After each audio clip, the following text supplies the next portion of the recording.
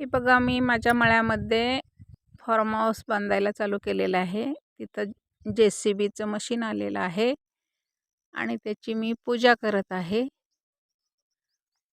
पूजासाठी माझा छोटा बंधू पण आलेला आहे. काही मिळेल तेवढ्या सुवासिनी बोलवल्या आहेत. मिस्त्री पण बोलवलेला आहे. आता त्याची मी सविस्तर पूजा करून घेते. हळदी कुंकू वाहिलं, पूजा करून झाले. आता बाकीच्या सुवासिनी हळदी कुंकू लावतात, पूजा करतायत. माझ्या नंदेला पण मी बोलवलेलं आहे. माझ्या बंधू राजाला पण बोलवलेलं आहे. आणि तुम्ही नाम लावून घ्या आता सर्वांना. कुंकाचा लांब कपाळाला लावणे म्हणजे ना, जे आपल्या भाग्यात नसेल तर ती मिळवून देण्याची क्रिया परमेश्वराने त्याच्यामध्ये ठेवलेली आहे. म्हणून नाम कपाळाला लावण्याचं महत्त्व आहे. सुवासिनींना हळदी कुंकू लावून घेते.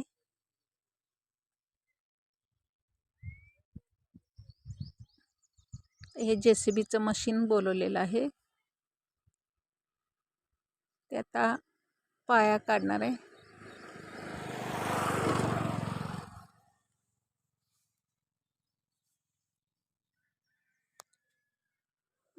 माझा बंधू राजा आहे, तो पण माझ्या गावामध्ये शिक्षक आहे. नणंदबाई माझी पूजा करते,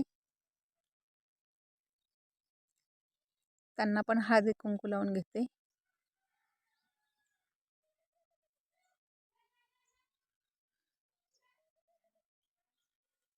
आता माझा बंधू राजा नारळ फोडणार आहे.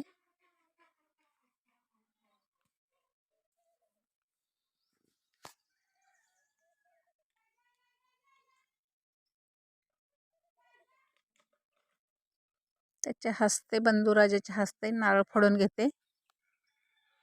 फार्म हाऊस बांधायला सुरुवात करायची आहे. माझं घर माझी शेती माझा चॅनल आहे, त्याच्यामध्ये तुम्ही बघू शकता. नारळ फोडला माझ्या बंधू राजानी. परमेश्वराला नमस्कार करून, वंदन करून, प्रार्थना करून हे केलं. मी बंधू राजाला माझ्या पेढा खाऊ घालते, तोंड गोड करण्यासाठी. बंधू राजानं पण माझं तोंड गोड केलं. आता सुवासिनींना पण मी पेढ्याचा प्रसाद देत आहे. आणि सज बोलवलं ना माझ्या बंधू राजांना, त्यांना मला सुरुवातीलाच हे मानपान म्हणून माझ्या पतीला आणि मला संपूर्ण कपडे पण घेऊन आलाय. तो मिस्त्रीचा मुलगा पण आलाय छोटा. आता तो मला मानपान देत आहे. सर्वात मोठी बहीण आहे, तो सर्वात छोटा भाऊ आहे. बघा, मला मानपान देतो आहे.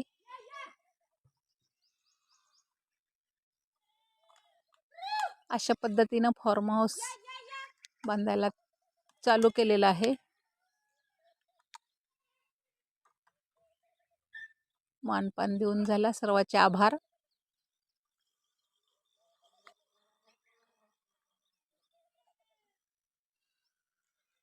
माझं घर माझी शेती चॅनल आहे, त्याला लाईक करा, सबस्क्राईब करा, आवडलं तर शेअर करा. नंतर भेटू पुढच्या एपिसोडमध्ये.